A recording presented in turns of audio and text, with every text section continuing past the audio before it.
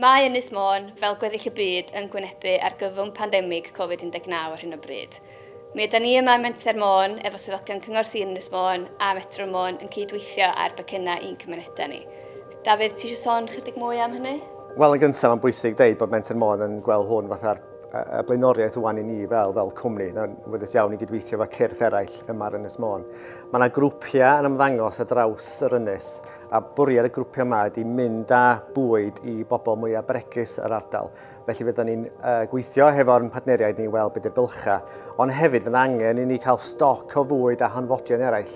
Fel bod ni'n gallu mynd â bwyd i bobl bregus heb boeni am dalu yn wedig y rei, efallai mwy tlawd ymysg y bobl hynny. Felly, dyn ni wedi cychwyn ymgyrch GoFundMe i godi arian i brynu bwyd ac hanfodion eraill. Felly fyddwn ni'n gweithio fel model food bank, gweithio efo'r grwpiau yma, ond hefyd fyddwn ni hefyd gweithio efo busnesau lleol i weld sut ydyn nhw gydweithio hefo ni i ddosbarthu bwyd i bobl Ynys Môn. Nes di grybwyll yma rwan bod yna ymgyrch GoFundMe ar gyfer yr ariannu yma lle. Mae'r ddolen yn mynd i gyd fynd efo'r fideo yma, felly cliciwch ar hwnnw, a mi ydym ni'n sicr mi fydd 100% o'r arian hwnnw yn mynd tuag at bwyd ac unrhyw hanfodion eraill fydd cymunedau Môn i angen dros yr wythnosau os nad misoedd nesaf.